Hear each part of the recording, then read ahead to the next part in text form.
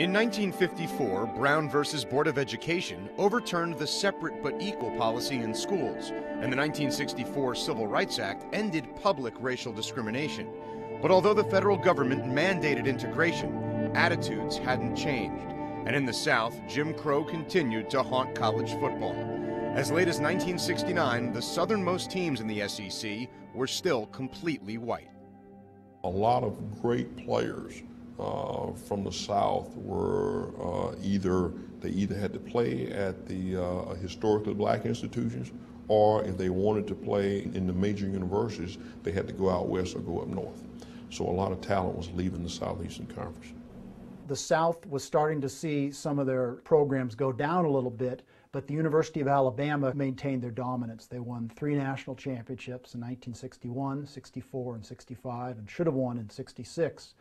So what this did was it created in the minds of Alabama football fans and fans in the SEC the idea that you didn't need to desegregate. Not only was Alabama enjoying success with all-white football teams, but the state was governed by a man who deliberately played the race card to win his election, and who kept a close public relationship with Coach Paul Bryant. Clearly that was George Wallace's way of advertising, see what an all-white football team can do. What we didn't know was that the relationship between Bear Bryant and George Wallace was very uneasy. That in fact Bryant had been needling and pushing and probing, trying to integrate the Alabama football team for many years. We were conspiring as much as we could without rattling the governor's situation. And I think that speaks well of Coach Bryant. We're a state institution. The governor is not ready for integration yet. A lot of our funds come from the state of Alabama, from the capital, and we would like to be successful, but we're going to hurt the general public, the students and the faculty. Despite championships in the early 60s, the racial factor was beginning to hurt Alabama's stature.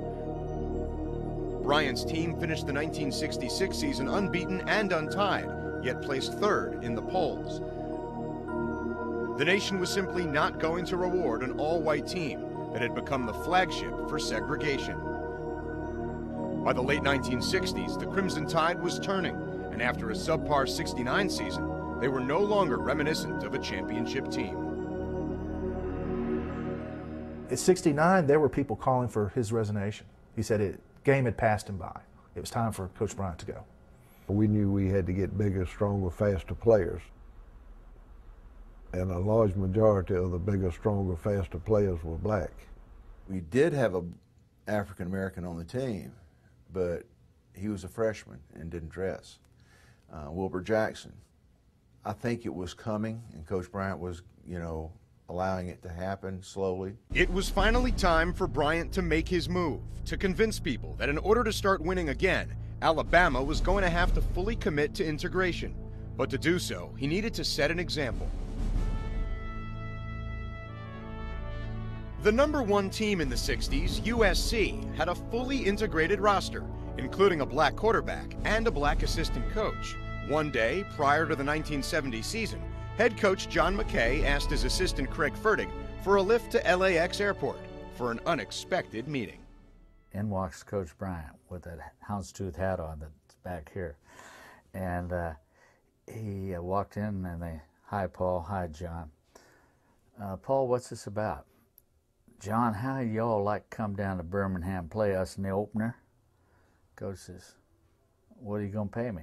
And he says, $150,000. Coach smokes his cigar and he says, "I'll tell you what, Paul, we'll come down and play you in the opener if you'll come out the following year and play us in LA, and I'll give you $250,000.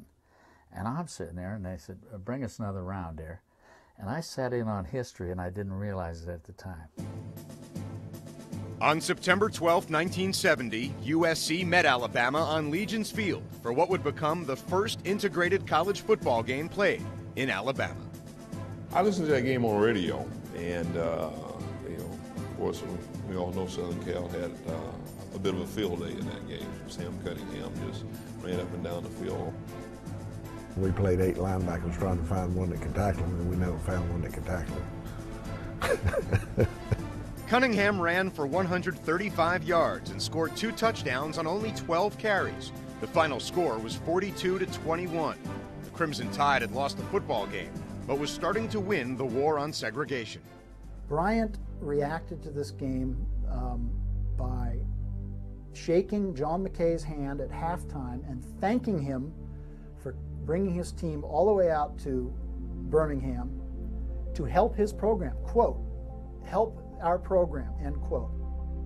That sort of signaled the beginning for recruitment of African American players in the Southeastern Conference. And I know a lot has been written, a lot of speculation, but I don't have any question in my mind that it was all planned by Coach Bryant. He's got a spot in Alabama like Martin Luther King does in the world. He left a legacy that will never be matched.